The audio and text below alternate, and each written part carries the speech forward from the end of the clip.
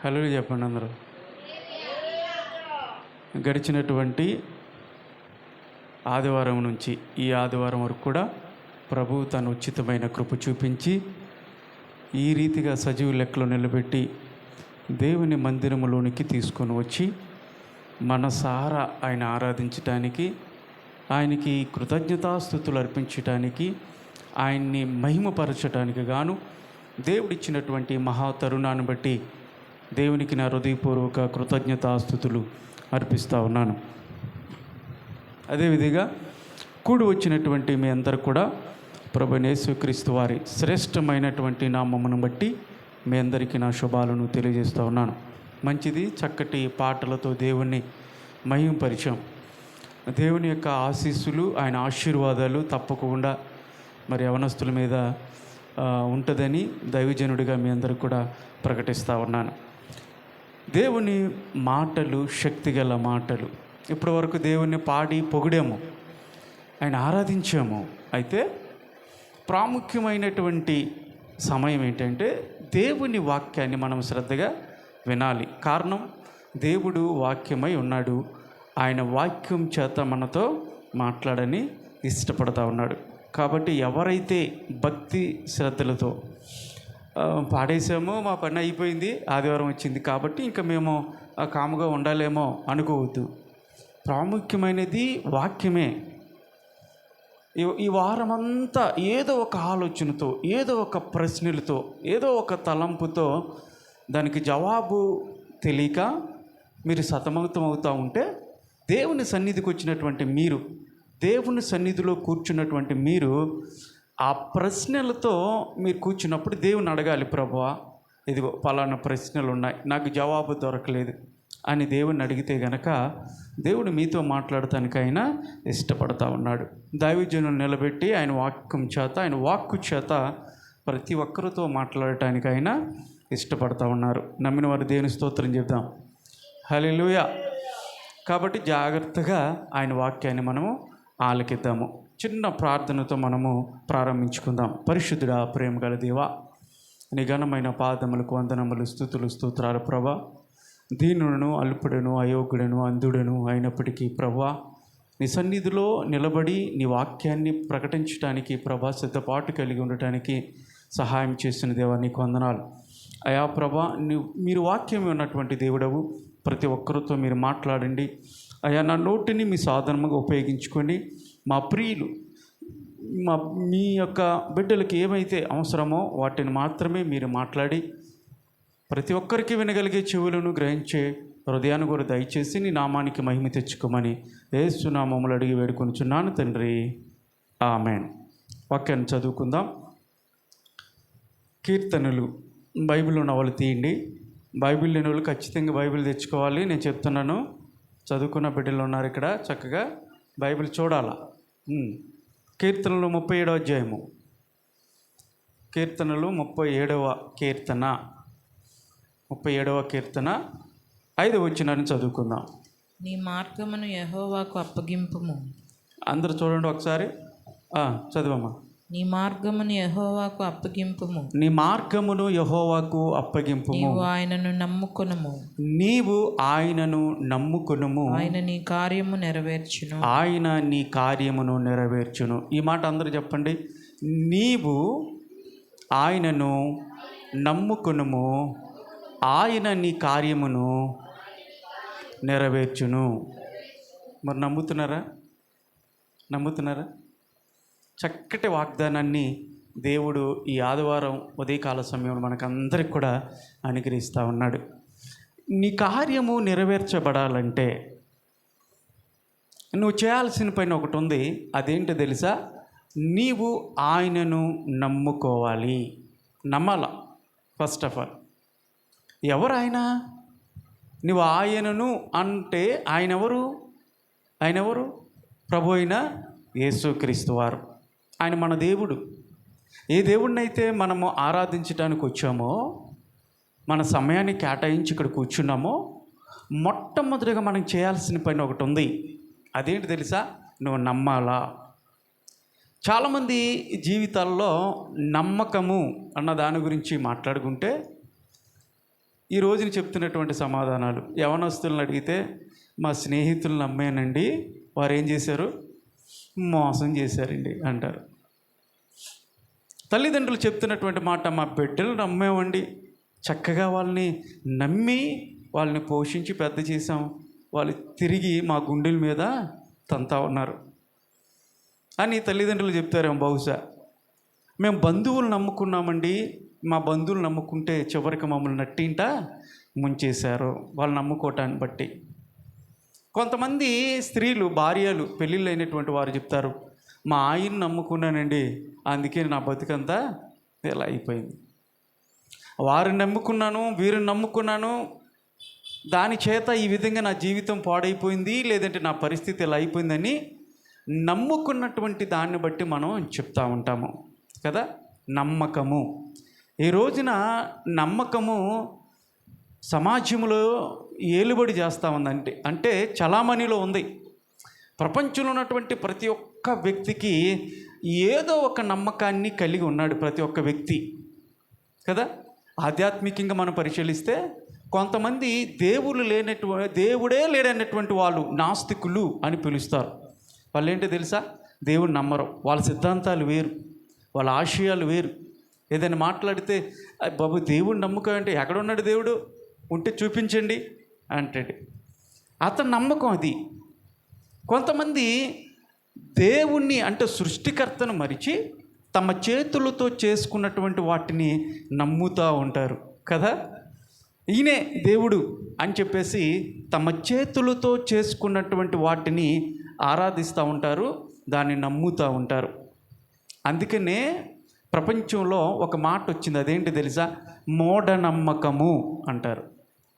మూఢనమ్మకము అంటే ఏంటంటే నమ్మాల్సినటువంటి వాటిని నమ్మక, నమ్మలేనటువంటి వాటిని నమ్ముతున్నారు ఈ రోజున చాలామంది.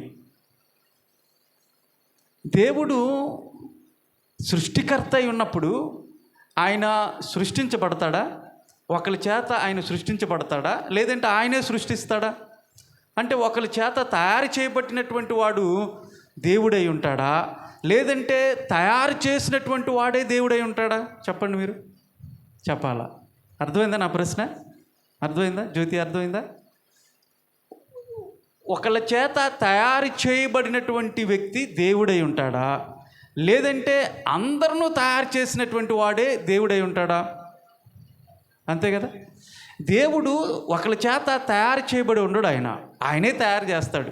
కానీ మనం ఏం చేస్తున్నాం, మనం తయారు చేసి ఇదిగో దేవుడు అని చెప్పేసి ఆయన ఆరాధిస్తూ ఉంటారు.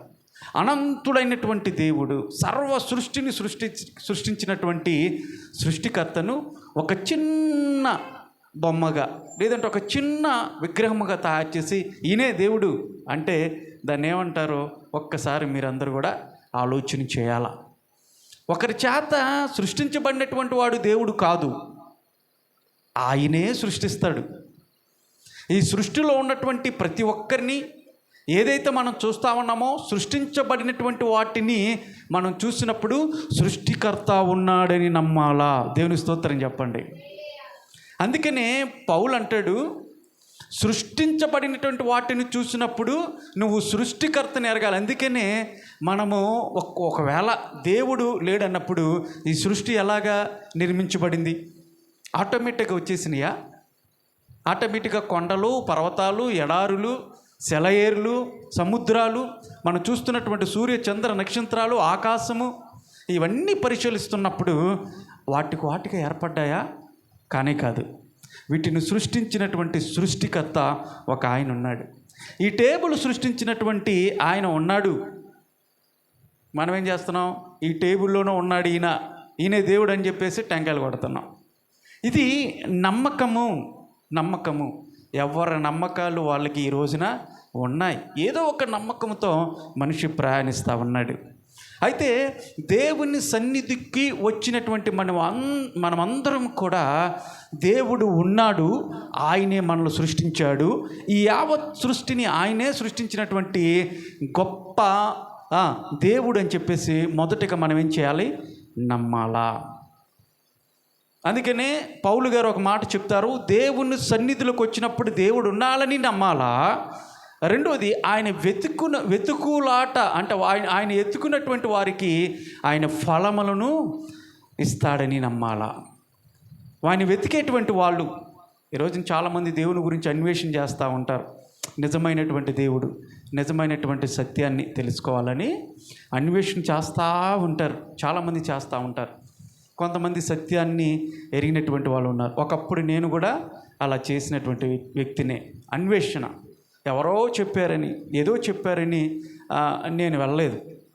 మా తల్లిదండ్రులు క్రైస్తవులైనప్పటికీ పుట్టుకతో నేను దేవుణ్ణి వెతికాను. ఆ వెతికలాట్లో నాకు సత్యాన్ని నేను గమనించగలిగాను. కాబట్టి ఏదో ఒక నమ్మకంతో ఈ రోజున చాలామంది వెతుకులాడుతూ ఉన్నారు. నమ్మవలసిన వాటిని నమ్మట్లేదు, కానీ నమ్మకూడని వాటిని నమ్ముతూ ఉన్నారు. ఏదో ఒక నమ్మకం మానవుణ్ణి ఏలుబడి చేస్తూ ఉంది. అదే చలామణిలో ఈ రోజున ఉంది. అయితే మనం ఏం నమ్ముతున్నాం? దేవుడు ఉన్నాడండి, ఆయన మమ్మల్ని సృష్టించాడు అని నమ్ముతున్నాం. అయితే వాక్యం చలవిస్తూ ఉంది, నీ కార్యములు నీకు నెరవేర్చబడాలంటే ఏం కార్యాలు? బహుశా ఇక్కడ కూర్చున్నటువంటి వాళ్ళు ఎవరైతే దేవుని సన్నిధికి వచ్చారో మీలో కొన్ని ప్రశ్నలని చెప్పాను నేను మొదట్లో. ఏదో ఒక కార్యాన్ని నెరవేర్చబడాలని, దేవుడి నుంచి నువ్వు పొందుకోవాలని బహుశా ఇక్కడ కూర్చున్నావేమో. అందుకే దేవుని సన్నిధికి చాలామంది వస్తూ ఉంటారు కదా, దేవుని కార్యాన్ని పొందాలని. అది ఒక అనారోగ్య సమస్య అవ్వచ్చు. అయ్యా, ఎప్పటి నుంచో ఒక అనారోగ్య సమస్యతో నేను బాధపడుతూ ఉన్నాను, ఈ సమస్య నుంచి ఒక మంచి ఆరోగ్యం నాకు దయచేయమని కొంతమంది ఆ కార్యం కోసం వచ్చి ఉంటారు. కొంతమంది ఆర్థికపరమైనటువంటి ఇబ్బందులు ఎదుర్కొంటూ ఈ ఆర్థికమైనటువంటి ఈ సమస్య మమ్మల్ని కృంగదీస్తూ ఉంది, మేము బయటికి రానటువంటి పరిస్థితుల్లో ఉన్నాము, కాబట్టి ఆర్థిక సమస్య అయినటువంటి దానికి పరిష్కారం దొరకటానికి గాను దేవుని సన్నిధికి వచ్చినటువంటి వాళ్ళు కొంతమంది ఉండవచ్చు. కొంతమంది మీరు ఎందుకు వచ్చారు? కొంతమంది చదువుకున్నటువంటి బిడ్డలు ఉంటారు, మంచి ఉత్తీర్ణత రావాలని నేను దేవుని దగ్గరికి వచ్చానండి అంటారు కదా. కొంతమంది కుటుంబ సభ్యులే అన్నటువంటి వాళ్ళే చిదిమేసి అదింపెట్టేసి అవమాన భారంతో హేళన గేలి చేసినటువంటి వాళ్ళ జీవితాలని, ఆదరణ లేక ఉన్నటువంటి వారి జీవితాలని ప్రభు దగ్గరికి వస్తే మాకు ఆదరణ లభించిద్దేమో, శాంతిని సమాధానం పొందుకుంటానేమో అని వచ్చినటువంటి వాళ్ళు ఉన్నారు. ఏదో ఒక సమస్య, ఏదో ఒక ప్రతికూల పరిస్థితి మీ జీవితాల్లో వెంటాడుతూ ఉన్నప్పుడు, మిమ్మల్ని తరుముతూ ఉన్నప్పుడు, వాటన్నిటిలో నుంచి ఒక కార్యాన్ని నేను పొందాలని, దేవుని దగ్గరికి వచ్చినప్పుడు ఆ కార్యాన్ని నేను పొందాలని ఏదో ఒక సమస్యతో బహుశా నీకు ఇక్కడ కూర్చొని ఉన్నట్లయితే వాక్యం ద్వారా దేవుడు చెప్తున్నటువంటి మాట ఏంటి తెలుసా? మొదటగా నీ కార్యం నెరవేర్చబడాలంటే నువ్వు నమ్మాలా. దేవుని స్తోత్రం కలుగును గాక. మరి నమ్మకం ఉందా? నమ్మితే నువ్వు కార్యాలు చూస్తావు. నమ్మకం లేకోకుండా నువ్వు ఈ కార్యాన్ని ప్రభువు నుంచి నువ్వు పొందలేవు. ఈ విషయాన్ని నువ్వు గమనించాలా. ఏమోనండి, జరిగిద్దో లేదో, ఏదో వచ్చాము, వాళ్ళు చెప్పారు కాబట్టి వచ్చాము, ఏదో ఆదివారం వచ్చింది కాబట్టి వచ్చాము, అయిద్దో లేదో అన్నట్టుగా ఉండకూడదు. విశ్వాసముతో నమ్మకముతో ఇది జరిగిద్దని ప్రభు దగ్గర మనం ఉండాలా. ఇది మనకున్నటువంటి నమ్మకం. అబ్రహాము జీవితంలో మనం పరిశీలించినట్లయితే బైబిల్ గ్రంథంలో నమ్మలేనటువంటి, అంటే ఆస్కారం లేనటువంటి వాటిని నమ్మటానికి కూడా వీలు లేనటువంటి సందర్భంలో దేవుణ్ణి నమ్మాడు అబ్రహాము. అది ఆయనకున్నటువంటి విశ్వాసం. ఏం చెప్పాడు? పిల్లలే లేరు, 99 సంవత్సరాలు వచ్చేసినాయి అబ్రహాం గారికి. స్త్రీధరం ఉడికిపోయింది. ఎవరికి? శారమ్మకి. అప్పుడు దేవుడు చెప్తున్నాడు, అబ్రహామా, నీకు ఒక కుమారుని ఇస్తాను, అయితే నిన్ను ఆశీర్వదిస్తాను, నీ జనములను ఇదిగో ఆకాశం వైపు చూడు, లెక్కలేనటువంటి విస్తారమైనటువంటి ఈ నక్షత్రాలను లెక్కించగలవా? అగో అలాగే నేను నీ యొక్క జనాంగమును నేను విస్తరింపచేస్తాను. ఇసుక రేణువులు నువ్వు లెక్క పెట్టగలవా? సాధ్యమైన నీకు? అలాగే నీ జనాంగము నేను ఆశీర్వదిస్తాను అని దేవుడు అబ్రహాముకి ఒక ప్రమాణం చేస్తే, ఒక వాగ్దానం ఇస్తే, ఆ వాగ్దానానికి బేస్మెంట్ లేని సందర్భంలో ఏంటి, అసలు పిల్లలే లేరు నాకు, నేను ముసలివాడిని, నా భార్య ముసలిది. ఈ సందర్భంలో నమ్మటానికి కూడా వీలు లేనటువంటి ఒక వాగ్దానాన్ని నువ్వు ఇచ్చావు, అసలు పిల్లలే లేకోకుండా నా జనాంగం అంటున్నావే అని బహుశా నువ్వు నేనుంటే అక్కడ నమ్మకోకుండా ఒకవేళ అది నవ్వుతావేమో. కానీ అబ్రహాం ఏం చేశాడు తెలుసా? నమ్మాడు. నమ్మకానికి పునాది లేనటువంటి వాటిని చూసి దేవుడు చెప్పాడు కాబట్టి నేను నమ్ముతున్నాను అని అబ్రహాము నమ్మాడు. కాబట్టి దేవుడు ఇచ్చినటువంటి వాగ్దానాన్ని అబ్రహాము జీవితంలో నెరవేర్చాడు. కాబట్టి ప్రియులరా, మీరు ఇక్కడ కూర్చున్నారు, ప్రభు సన్నిధిలో మీరు ఒక నమ్మకంతో కూర్చోవాలి. నమ్మితే దేవుని కార్యాలు నువ్వంట పొందుకుంటావు. ఖచ్చితంగా నీ జీవితంలో పొందుకుంటాము. నమ్మకం లేకోకుండా బైబిల్ గ్రంథంలో మీరు ఎవరైనా తీసుకోండి, ఆదికాండం నుంచి ప్రకటన గ్రంథం వరకు 66 పుస్తకాల్లో దేవుడి నుంచి ఒక ఆశీర్వాదాన్ని, ఒక మేలుని పొందినటువంటి వాళ్ళు నమ్మకము విశ్వాసము లేకుండా పొందలేదు. హెబ్రీ పత్రిక 11వ అధ్యాయంలో ఈ విశ్వాసుల జాబితా ఉంటుంది, ఆ పట్టిక ఉంటుంది, విశ్వాసుల యొక్క జాబితా ఉంటుంది. వాళ్ళు ఎందుకు ఆ పట్టికలో విశ్వాస జాబితాల్లో వాళ్ళు వచ్చారు అంటే వాళ్ళు దేవుని నమ్మారు కాబట్టే ఆ పట్టికలో వాళ్ళు ఉన్నారు. వాళ్ళ పేర్లు పరిశుద్ధాత్మ దేవుడు లిఖించాడు. వీళ్ళు విశ్వాస వీరులు, వీళ్ళు ప్రార్థనా పరులు అని దేవుడు చక్కటి సాక్ష్యాన్ని వారి గురించి మనము చూస్తూ ఉన్నాము. అయితే ఉదయకాల సమయంలో మనం నమ్మాలి. నమ్మితే నీ జీవితంలో దేవుని కార్యాలు నువ్వు పొందుకుంటావని చెప్తా ఉన్నప్పుడు వేటిని నమ్మాలా? ఇది ప్రశ్న. వేటిని నమ్మాలా మనం అని గనక జాగ్రత్తగా పరిశీలిస్తే, మొదటిగా దేవుని యొక్క వాగ్దానములను మనము నమ్మాలి. దేవుడిచ్చేటటువంటి ఆ వాగ్దానాలు ఏవైతే ఉన్నాయో వాటిని మనము పొందుకోవాలా.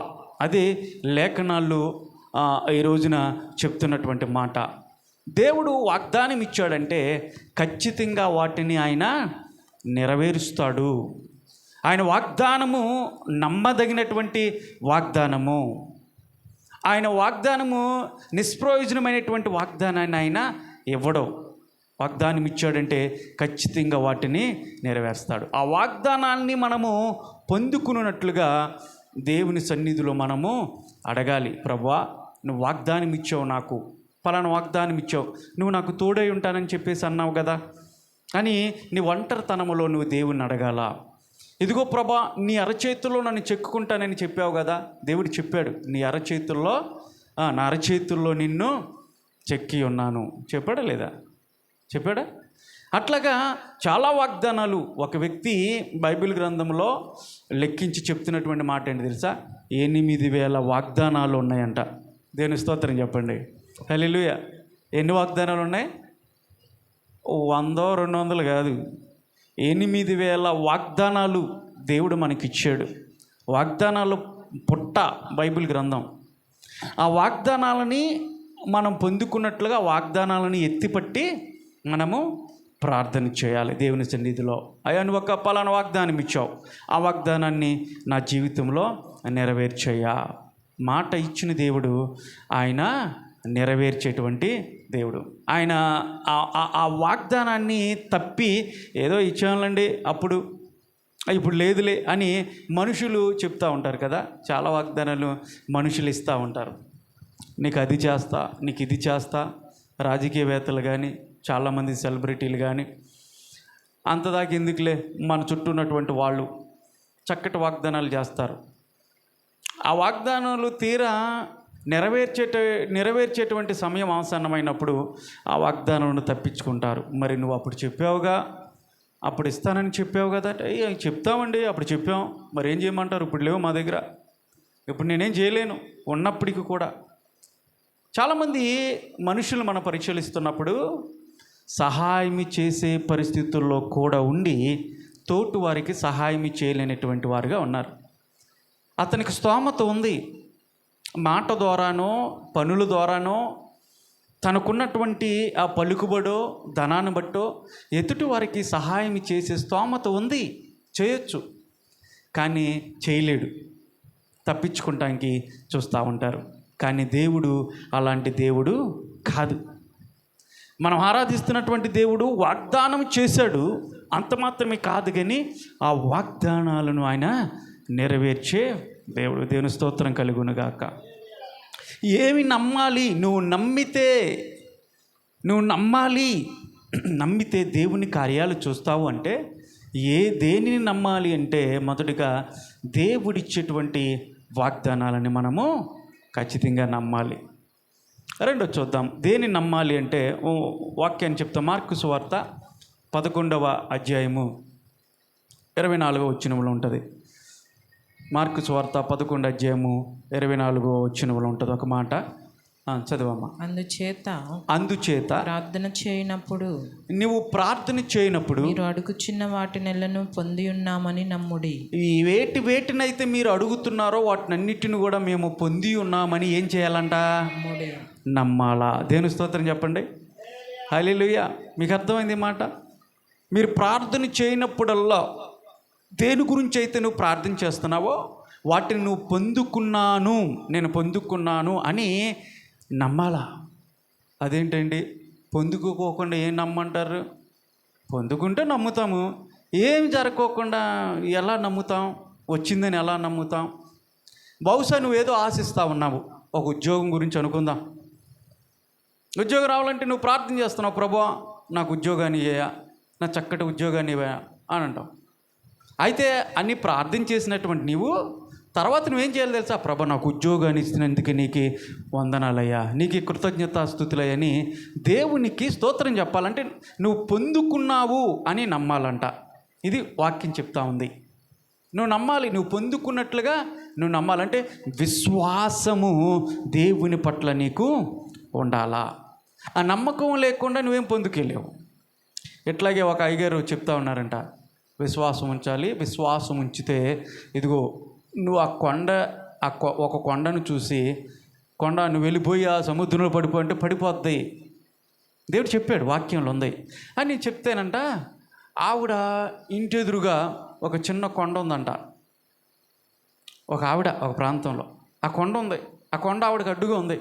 పాస్టర్ గారు చెప్పారు కదా, విశ్వాసంతో అడిగితే ఆ కొండ కూడా లేచిపోద్ది అని చెప్పేసి ఆ రాత్రల్లా ప్రార్థన చేసిందంటే ఏంటంటే, ఇదిగో విశ్వాసంతో ప్రార్థన చేస్తున్న ప్రభా, తెల్లారపటికి ఆ కొండ లేచి అవతల పడిపోవాలంటే ఈ కొండ ఉండకూడదు మా ఇంటి దగ్గర అని ప్రార్థన చేసిందంట. ఉదయాన్నే లేచింది ఆరాటంతో. అయ్యగారు చేయమన్నారుగా, చేశాను కదా, ఆ కొండ ఉందో చూద్దామని వెళ్ళి కిటికీ తీసిందంట. కొండ పోయిందా? ఉంది. ఈవిడ అంటుందా, నాకు తెలుసు అది పోదని. అదేందుకు పోద్ది? అది పోదు, అక్కడే ఉంటుంది అని చెప్పేసి అంటా ఉందంట. అంటే ఏంటి? ఏదో ఒక నమ్మకం, ఏదో ఒక అపనమ్మకంతో మనం ప్రార్థిద్దాం. అంటే జరిగిద్దని మనము విశ్వాసంతో ప్రార్థన కాదది. జరిగిద్దో లేదో చెప్పారు, చూద్దాం చేసి చూద్దాం, జరిగితే లేదు అన్నట్టుగా అపనమ్మకంతో ఈ రోజున ప్రార్థన చేస్తున్నారు. వాళ్ళనే బైబిల్ ఏం సెలవిస్తుందంటే అల్ప విశ్వాసం అని చెప్తా ఉంది. విశ్వాసం బలంగా లేదు, నీ ప్రార్థనలో శక్తి లేదు, ఏదో చేయమన్నారు అన్నట్టుగా ఈ రోజున కొంతమంది ప్రార్థనలు ఆ విధంగా ఉన్నాయి, అవుతుందే లేదో అన్నట్టుగా. కొంతమంది ప్రార్థన ఏంటి తెలుసా, దేవుడు చేసినప్పటికీ కూడా వాటిని నమ్మలేనటువంటి పరిస్థితుల్లో ఉంటారు. ఆ ప్రాంతంలో ఇట్లాగే వాళ్ళ ఏరియాలో మందిరం ఉందంట. ఇట్లాగా ప్రార్థన చేసుకుంటా ఉన్నారు. పక్కనే బ్రాందీ షాప్ ఉందంట. బ్రాందీ షాప్ దగ్గరికి వెళ్ళి, బాబు ఏందయా ఈ గోళ, దేవుని ఆరాధిస్తున్నాం మేము, తీసేయండి అంటే తీస్తారా? తీరు. వాళ్ళు గట్టి మాట్లాడితే కొట్లాటకు వచ్చేస్తారు. సరే, వీళ్ళు ఏం చేశారంటే విశ్వాసంతో ప్రార్థన చేస్తూ ఉన్నారు. ప్రభువా, ఇదిగో నాని బ్రాందీ షాపు పక్కనుంది, ఆ వాసన భరించలేకపోతున్నాం, వాళ్ళు గొడవలాడుతూ ఉన్నారు, మా ప్రార్థనకు కొంచెం ఆటంకంగా ఉంది నాయన, కాబట్టి ఆ బ్రాందీ షాప్ను అక్కడి నుండి తీసేయాలి, ప్రభు నువ్వు సహాయం చేయి అని ప్రార్థన చేస్తూ ఉన్నారు. ఒకరోజున అనుకోని రీతిలో ఆ బ్రాందీ షాప్ని తీసేశారు. ఆ రోడ్డు ప్రొలాంగ్ చేయటం విషయంలోనో, రోడ్డు ఏది ఎలాంటి చేయాల్సినటువంటి పరిస్థితి వచ్చినప్పుడు ఆ బ్రాందీ షాపును తీసేశారు. ఆ బ్రాందీ షాపు తీసేసినప్పుడు ఆ బ్రాందీ షాప్ యజమానుడు వచ్చాడు, గబగబా వచ్చాడు. బ్రాందీ షాప్ యజమానుడు వచ్చి ప్రార్థన జరుగుతుంది వచ్చేసి, మీరే కారణం అండి నా బ్రాందీ షాప్ పోయిందని చెప్పేసి అన్నాడంట. మీరు ప్రార్థన చేస్తున్నారు నా షాప్ పోవాలని, నేను చూస్తానున్నాను, ఆలకిస్తానున్నాను మీ ప్రార్థన వల్లే నా బ్రాందీ షాప్ పోయిందని అని గొడవాడుతున్నాడంట. వీళ్ళేం చెప్తున్నారు, మాకేం తెలియదండి బాబు అంటున్నారంట. ఏమన్నారు, మాకేం తెలీదు, అబ్బెబ్బే మీ బ్రాందీ షాప్ పోవటానికి మాకేంటండి అంటున్నారు. అంటే ఏంటి, దేవుణ్ణి ప్రార్థించారు విశ్వాసంతో, దేవుడు కార్యం చేశాడు ఆ బ్రాందీ షాప్ అక్కడ ఉండకూడదని. కానీ వీళ్ళు నమ్మలేనటువంటి పరిస్థితిలో ఉన్నారు. దేవుని కార్యాన్ని నమ్మలేనటువంటి పరిస్థితుల్లో దేని గురించి అయితే ప్రార్థన చేస్తున్నా అది జరిగినప్పటికి కూడా ఇది నిజమేనా, ఇది జరిగిందా లేదా అన్నట్లుగా ఒకలాంటి అపనమ్మకంతో ఈ రోజున కొంతమంది ఉన్నారు. నమ్మలేనటువంటి పరిస్థితుల్లో ఉన్నారు. నువ్వేం చేయాలి తెలుసా, నమ్మకంతో పట్టుదలతో నువ్వు ప్రార్థించే. దేవుడు ఎందుకు కార్యం చేయడం, ఖచ్చితంగా చేస్తాడు ఆయన. నీ కార్యం చేయటానికే ఆయన ఉన్నాడు. నీ జీవితంలో ఒక అద్భుతం చేయాలని దేవుడు ఉన్నాడు. మదర్ తెరీసా ఎంతమంది తెలుసు?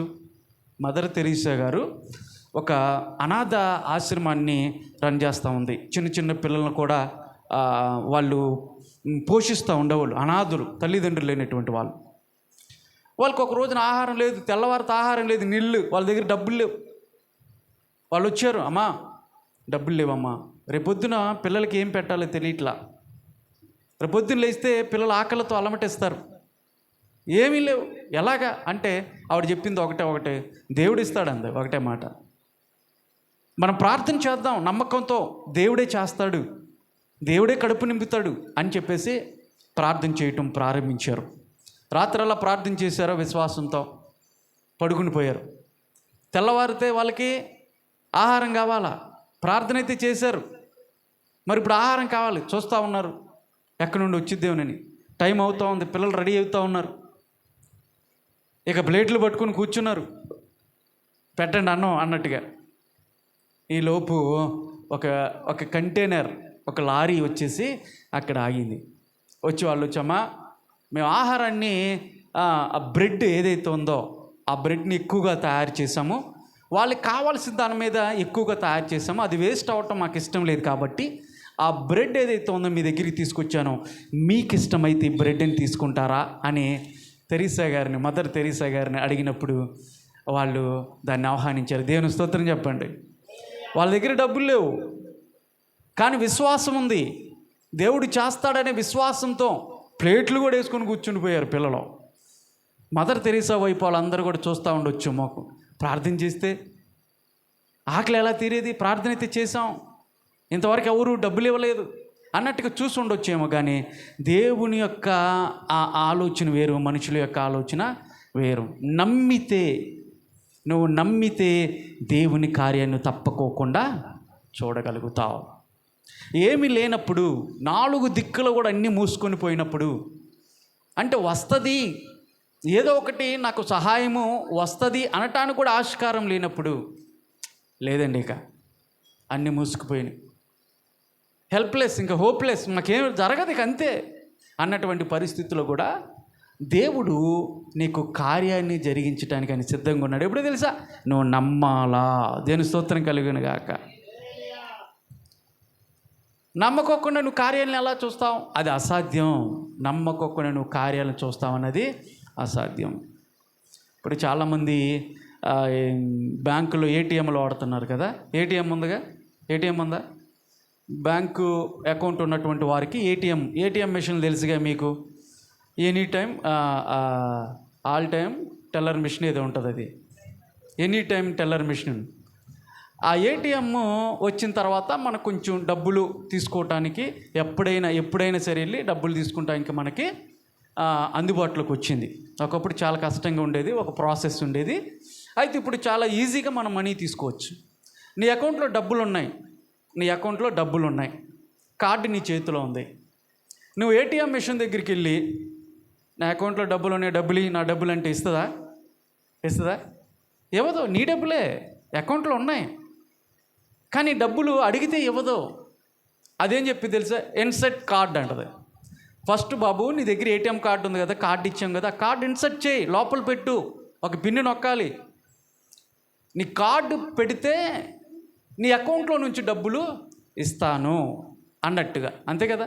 కార్డు పెడితేనే మనకి డబ్బులు వస్తాయి. అలా కాకుండా అక్కడ గొడవ పెట్టేసుకొని నా అకౌంట్లో డబ్బులునే అడిగితే ఇవ్వట్లేదు అని అంటే అవుతుందా? అవదు. దేవుని దగ్గర సర్వ సంపద ఆయన దగ్గర ఉన్నాయి. సంపద కలిగినటువంటి దేవుడు, నీకేది కావాలో ఆయన ఇవ్వటానికి సిద్ధంగా ఉన్నాడు. అయితే నువ్వు చేయాల్సిందేంటి తెలుసా? దేవుణ్ణి నువ్వు అడగాలి, నువ్వు నమ్మాలా. ప్రభువా, నేను నమ్ముతున్నానయ్యా, నాకు పలాంది కావాలి, నా జీవితంలో కార్యం చేయవా అంటే నీకు ఇవ్వాల్సినటువంటి ఏదైతే నీ అవసరత ఉందో ఆ అవసరతను దేవుడు పొందుపరిచి ఉంచాడు. నువ్వు అడిగినప్పుడు మాత్రమే దేవుడు నీకు ఇవ్వటానికి ఆయన సిద్ధంగా ఉన్నాడు. అదేందా? నువ్వు ప్రార్థన చేసినప్పుడు వాటిని పొందుకున్నానని నమ్మాలా. చాలామంది ఈ మాట ఎందుకు చెప్పాను తెలుసా? చాలామంది దేవుడికి తెలియదండి, నాకేం కావాలో నా అవసరత ఏంటో దేవుడు తెలీదా? నేను చెప్పాలా? నేను అడగాల ఆయన్ని? నాకు ఇవ్వడు ఆయన? ఆయన దేవుడు కదా, నా మనసులో ఉన్నది కూడా తెలియాలి కదా, నా అవసరతను తీర్చాలి కదా. నేను బాధల్లో ఉన్నాను, నేను దుఃఖంలో ఉన్నాను, ఆయన చూస్తూనే ఉన్నాడు. నాకెందుకు ఇవ్వడు? నేను చెప్తేనే, నేను అడిగితేనే ఇస్తాడా? అవును, నువ్వు అడగాల, నువ్వు అడగాల. పక్షవాతంతో బాధపడుతున్నటువంటి బెతస్దా కోనేరు దగ్గర 38 సంవత్సరాల నుంచి బాధపడుతున్నటువంటి ఒక రోగి పడుకొని ఉన్నాడు.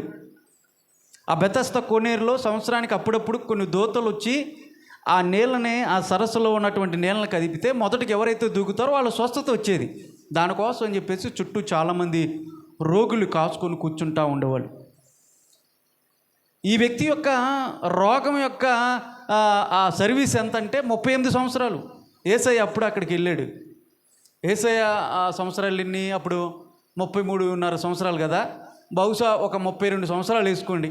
యేసయ్య కోనేటి దగ్గరికి వెళ్ళినప్పుడు యేసు ప్రభు యొక్క వయసు కన్నా ఈ రోగం సర్వీస్ ఎక్కువైపోయింది. ఈంది 38 సంవత్సరాల నుంచి ఉన్నాడు. యేసయ్య అక్కడికి వెళ్ళి అంటాడు, నువ్వు లేచి నీ పరుపునెత్తుకొని వెళ్ళు. మొదటగా ఆయన చెప్పింది ఏంటి తెలుసా? నువ్వు లేవాలని కోరుకుంటున్నావా?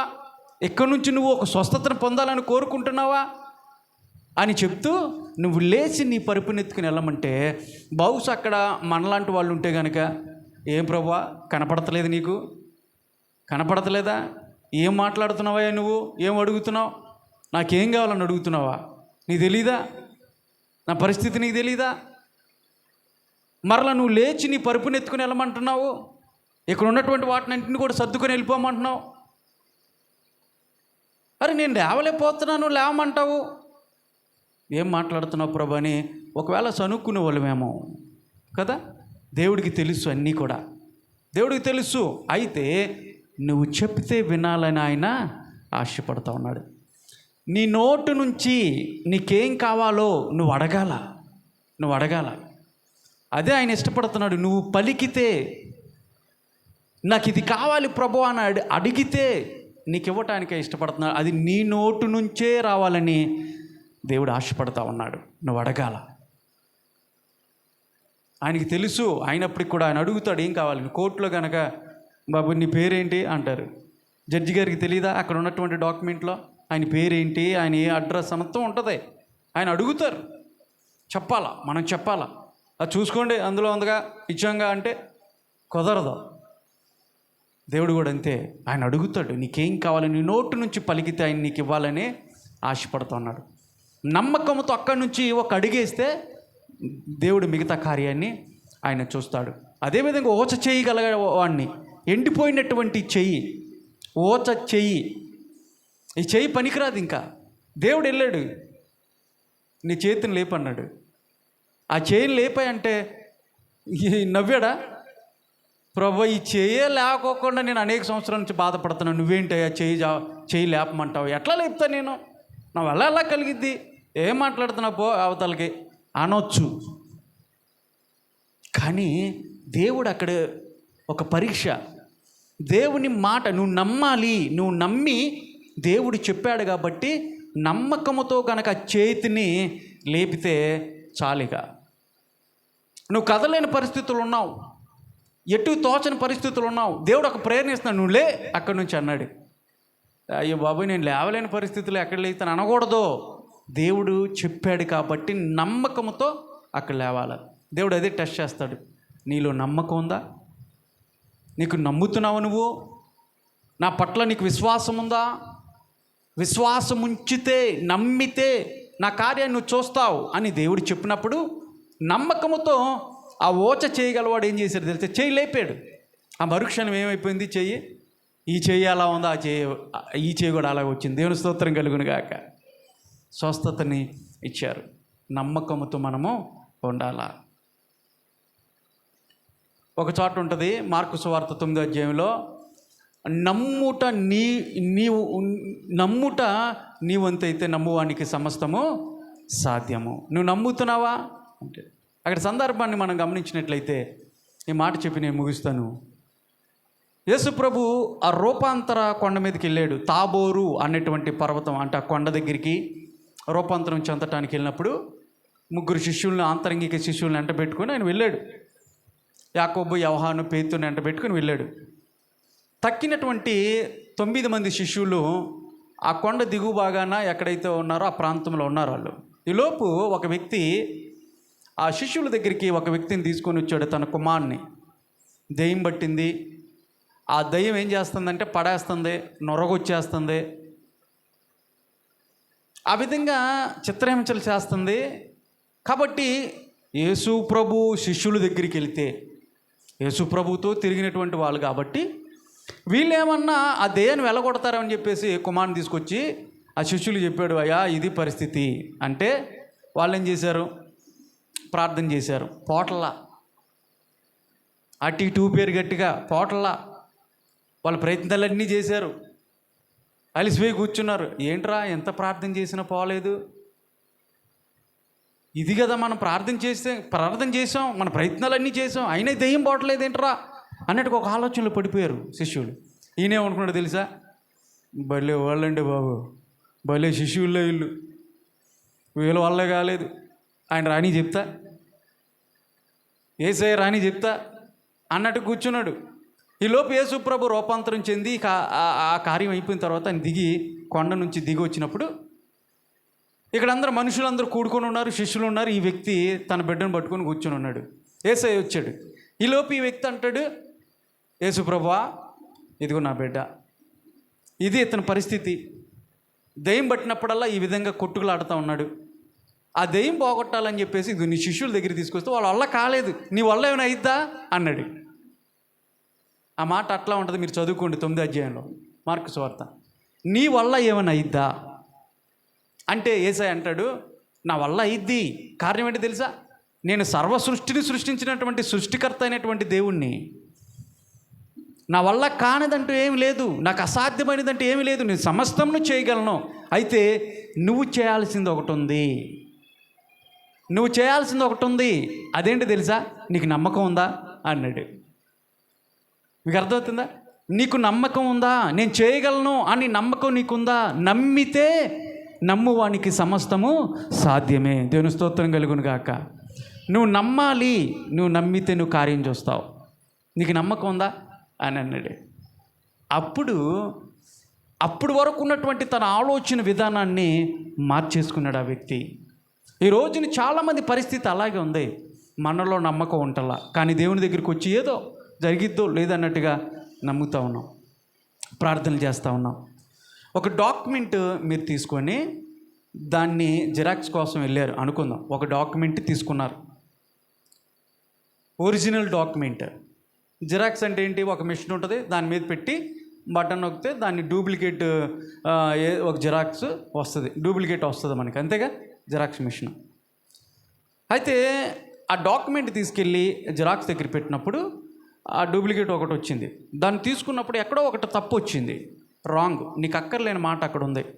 అరే అక్కర్లేని మాట వచ్చింది ఏంటిది, నాకు అక్కర్లేదు కది, సరే అని చెప్పేసి ఒక వైట్నరో ఏది తీసుకొచ్చి దాన్ని అక్కడ తుడిసేశారు. తుడిసేసి మళ్ళీ మీరు ఇంకో కాపీ అడిగారు. మరలా అదే వచ్చిందా లేదా? మరలా అదే వస్తుంది. ఒరిజినల్ ఏదైతే ఉందో అదే వస్తుంది, అంతేనా? ఒరిజినల్ ఏదైతే ఉందో అదే వస్తుంది. మళ్ళీ వ్యక్తి, అయ్యో మరలా అదే వచ్చింది, నాకు అక్కర్లేంది అని చెప్పేసి మళ్ళీ ఆ కాపీ మీద, ఏది జిరాక్స్ కాపీ మీద తుడి చేసి ఒక 100 కాపీలు కొట్టాడు. 100 కాపీల్లో కూడా ఏమొస్తుంది? అదే వస్తుంది. అప్పుడు ఒక వ్యక్తి వచ్చి, బాబు నువ్వు సరి చేయాల్సింది ఇక్కడ కాదు, ఎక్కడ సరి చేయాలి? ఒరిజినల్ కాపీ మీద సరి చేయి. నువ్వు డూప్లికేట్ దాని మీద సరి చేస్తే అవ్వదు. నువ్వు సరి చేయాల్సింది ఒరిజినల్ కాపీ మీద నువ్వు దాన్ని తుడిచేస్తే మిగతా ఎన్ని కూడా ఎలాగ వస్తాయి? నీకు నచ్చినట్టుగానే వస్తాయి. కాబట్టి నువ్వు అక్కడ ఒరిజినల్ సరి చేసుకోవాలి అని చెప్పేసి చెప్తే ఓహో అన్నట్టుగా ఆ వ్యక్తి వెళ్ళాడు. అయితే మనలో ఒరిజినల్గా అపనమ్మకం ఉంది లోపల. నువ్వు సరి చేసుకోవాల్సింది నీలో ఉన్నటువంటి లోపాన్ని సరి చేసుకోవాలి. అయిద్దో లేదు అని ఉన్నావు కదా, జరిగిద్దో లేదు అని చెప్పేసి ఉన్నావు కదా. ఇదిగో నీ అపనమ్మకం ఎక్కడైతే ఉందో ఆ అపనమ్మకాన్ని చెరిపేసుకోవాలి. నువ్వు చెరిపేసుకొని ప్రభు దగ్గరికి వచ్చి నమ్మకంతో నువ్వు చెప్పాలా. ఈ సత్యాన్ని ఎప్పుడైతే దేవుడు ఆ వ్యక్తికి చెప్పినప్పుడు, ఇప్పుడు ఈ వ్యక్తి ఒక ప్రార్థన చేయటం ప్రారంభించాడు. అయ్యా నాలో అపనమ్మకాన్ని తీసేయి ప్రభు అని ప్రార్థన చేశాడు. నిజమే, ఇప్పుడు వరకు ప్రాబ్లము నా కొడుకులో ఉందనుకున్నా, నా బిడ్డలో ఉందనుకున్నా, వాడి దయ్యం పట్టింది కదా వాడిలో ఉందనుకున్నా, కానీ ప్రాబ్లము నాలో ఉందని నేను తెలుసుకోలేకపోయానయ్యా. ఏంటో తెలుసు? అది అపనమ్మకము. నమ్మకం లేకుండా అడిగే నేను, కానీ నాలోనే లోపం ఉందని ప్రభువా నేను తెలుసుకున్నాను అని ఆ వ్యక్తి తదుపరి ఏం చేశాడు తెలుసా? ఒక ప్రార్థన రిక్వెస్ట్ ప్రభువుని అడిగింది. అయ్యా నాలో ఉన్నటువంటి అపనమ్మకాన్ని తీసేయి ప్రభువా, అపనమ్మకము పుట్టుకోకుండా చేయి ప్రభువా. ఒకవేళ అపనమ్మకంతో ఉన్నావేమో, అందుకని నీ జీవితాల్లో కార్యాలు జరగట్లా. ఇప్పుడు నువ్వు సరి చేసుకో, నువ్వు సరి చేసుకోవాల్సింది సరి చేసుకో. అక్కడ సరి చేసుకుంటే నీకు దేవుని యొక్క రిజల్ట్ని నువ్వు చూడగలుగుతావు. ప్రియులరా, వాక్యం సెలవిస్తూ ఉంది, నువ్వు కార్యాన్ని పొందుకోవాలంటే, ప్రభువు నుంచి ఒక కార్యాన్ని నువ్వు పొందుకోవాలంటే, నీ కార్యము నెరవేర్చబడాలంటే నువ్వు ఆయన యందు నమ్మిక ఉంచాలి. నమ్మితే నీకు సమస్తము సాధ్యమే. ఒకవేళ అపనమ్మకంతో ఉన్నావేమో, ప్రభువుని అడుగు ఈ ఉదయకాల సమయంలో, ప్రభువా నాలో అన్న అపనమ్మకాన్ని తీసేయి ప్రభువా. అందుకని నా జీవితాల్లో నీ కార్యం చూడలేకపోతా ఉన్నా, ఒక అద్భుతాన్ని పొందలేకపోతా ఉన్నాను. అయ్యా ఉదయకాల సమయంలో నాతో మాట్లాడావు తండ్రి, నాలో అపనమ్మకాన్ని తీసివే, నమ్మకాన్ని పుట్టించు, విశ్వాసాన్ని పుట్టించు, నీ భుజము మీదే ఆధారపడేటువంటి జీవితాన్ని నాకు ప్రసాదించని నువ్వు ప్రార్థన చేయగలవా? దేవుడు చెప్తున్నాడు, నువ్వు నమ్మితే నీ జీవితంలో కార్యాన్ని పొందుతావని. ఏమి నమ్మాలి ప్రభువా అని అంటే చెప్తా ఉన్నాడు, నా వాగ్దానాలని, దేవుడిచ్చినటువంటి వాగ్దానాలు నమ్మదగినటువంటి వాగ్దానాలు కాబట్టి ఆ వాగ్దానాలు ఎందు నువ్వు నమ్మిక ఉంచితే దేవుని కార్యాలు చూస్తావు. ఏమి నమ్మాలి ప్రభువా అంటే, నువ్వేదైతే ప్రార్థన చేస్తున్నావో, ఏదైతే పొందాలనుకుంటున్నావో దాన్ని నువ్వు పొందినట్లుగా ప్రార్థన చేయమన్నాడు దేవుడు. అది నమ్మాలి, నమ్మికతో నేను పొందుకున్నాను అన్నట్లుగా ప్రార్థన చేయమన్నాడు. నమ్మితే నువ్వు సమస్తమును చేయగలవు, అద్భుతాలను చూడగలవు నీ జీవితాలని ప్రభు చెప్తున్నాడు. నమ్ముతావా? నమ్మగలవా? ప్రార్థన చేసుకుందాం. కళ్ళు మూసుకో, ప్రార్థన చేసుకుందాం. కళ్ళు మూసుకొని ఒక చిన్న ప్రార్థన. ప్రభువా అయ్యా నాతో మాట్లాడావు ప్రభువా, అవును మా జీవితాల్లో కార్యాలు మేము పొందాలంటే, నువ్విచ్చేటువంటి విశేషమైనటువంటి ఆశీర్వాదాలు మేము పొందుకోవాలంటే, కని విని ఎరగనటువంటి అద్భుత కార్యములు మేము పొందుకోవాలంటే, చూస్తున్నాం ప్రభా మా జీవితంలో ఒక అద్భుతాన్ని పొందాలని, మా జీవితాల్లో మేము ఎదుర్కొంటున్నటువంటి ప్రతి ఒక్క సవాల్ని, వాటన్నిటిలో నుంచి మేము విజయాన్ని పొందాలని కోరుకుంటున్నాం. అయ్యా నా జీవితంలో ఒక ఉద్యోగం గురించి నేను ప్రార్థన చేస్తాను, ఉద్యోగాన్ని పొందుకోవాలని, ఒక కార్యాన్ని పొందుకోవాలనుకుంటున్నాను. నా జీవితంలో, మా కుటుంబ జీవితంలో ఎదురవుతున్నటువంటి ఆర్థిక సంబంధమైనటువంటి ఆ భారము నుంచి ప్రభా నాకు విడుదల దయచేయమని, ఆ కార్యం గురించి నేను అయ్యా నీ వైపు చూస్తూ ఉన్నాను. ఒక అనారోగ్య సమస్య నుంచి అయ్యా బాగుపడాలని నీ వైపు చూస్తూ ఉన్నానయ్యా. ఏదో ఒక కార్యం నా జీవితంలో నేను పొందుకోవాలని చూస్తూ ఉన్నాను, కానీ అపనమ్మకము ఎక్కడో ఒక చోట గూడు కట్టుకుపోయి ఉంది ప్రభా. అపనమ్మకం వల్లనే నా జీవితాల్లో కార్యం పొందట్లేదు. నువ్వు స్పష్టంగా నీ దైవజను నిలబెట్టి ఈ రోజున మాట్లాడావు ప్రభా. నా హృదయాన్ని తెరిచావు ప్రభా, నీకు వందనాలు. చెప్పగలిగే మాట చెప్పు ప్రభా. అపనమ్మకం పుట్టకుండా చేయి, నాకు నమ్మికను పుట్టించిన ఆయన. నా జీవితంలో ఒక కార్యాన్ని చేయి ప్రభా. నేను ఆశతో, తృష్ణతో నీ వైపు ఆసక్తితో ఎదురు చూస్తున్నాను తండ్రి. కార్యం చేయవా? నా కార్యం చేయి ప్రభువా. నమ్ముతున్నాను తండ్రి, విశ్వాసముతో అడుగుతున్నాను ప్రభువా. నా విశ్వాసాన్ని అభివృద్ధిపరచు నాయన అని నువ్వు అడిగినట్లయితే దేవుడు చెప్తున్నాడు, ఆయన యందు నువ్వు నమ్మిక ఉంచి అప్పుడు ఆయన ఇచ్చే కార్యాలు నువ్వు పొందుకుంటావని ప్రార్థన చేసుకుందాం. ప్రభువా, మా పరలోకపు తండ్రి, నీ ఘనమైన పాదములు కొందనాలయ్యా. మా జీవితంలో ఎదురవుతున్నటువంటి ఎన్నో సవాళ్ళు, నా అన్నటువంటి వాళ్ళే, నేను నమ్మినటువంటి వాళ్ళే, నా బంధువులే, నా స్నేహితులే నన్ను అయా ముంచేశారు. నమ్మాను ప్రభా వాళ్ళని, కానీ ఈ విధంగా ప్రభా నన్ను చేస్తారని అనుకోలేదు నాయన. నన్ను కృంగదీసి ప్రభువా నన్ను గేలి చేస్తున్నటువంటి సందర్భాలు, ఆదరణ లేక నా జీవితంలో శాంతి సమాధానం కోల్పోయినటువంటి పరిస్థితుల్లో నేను నీ వైపు చూస్తున్నాను. నన్ను ఆదరించవా ప్రభా. నేను కోల్పోయినటువంటి వాటిని నాకు తిరిగి ఓ ప్రభా, నా జీవితంలో ఒక కార్యం చేయవా అని ప్రభా ఎవరైతే అడుగుతా ఉన్నారో వాళ్ళ జీవితంలో ప్రభా నీ అద్భుత కార్యములు జరిగించమని ప్రార్థిస్తా ఉన్నా. నీ బిడ్డలలో శాంతిని, సమాధానాన్ని నింపండి ప్రభువా. అయా, అనారోగ్యముతో బాధపడుతున్నటువంటి వారికి మంచి ఆరోగ్యాన్ని దయచేయండి నాయన. ఆర్థిక ఇబ్బందులతో బాధపడుతున్నటువంటి వారికి ఆ సమస్య నుంచి, ఆ కాడి నుంచి విడిపించమని ప్రార్థిస్తా ఉన్నాను. ఆధ్యాత్మికంగా ప్రభువా వాళ్ళ జీవితాల్లో ఎదురవుతున్నటువంటి ఒక ఆధ్యాత్మికంగా కానీ, మానసికంగా కానీ, శారీరకంగా కానీ ప్రభువా ప్రతి ఒక్క సవాల్ నుంచి వాళ్ళకి విడిపించి నిజమైనటువంటి శాంతి, సమాధానం, ఆదరణ పొందుకున్నట్లుగా కృపను అనుగ్రహించమని యేసు నామములు అడిగి వేడుకొనుచున్నాను తండ్రి. ఆమేన్, ఆమేన్. ఒక పాట పాడి దేవుని యొక్క కానుకని మనం స్వీకరిద్దాం. తదుపరి మనము బల్లను సమీపిద్దాం. ప్రభు బల్లను సమీపించేటువంటి వాళ్ళు సిద్ధపాటు కలిగి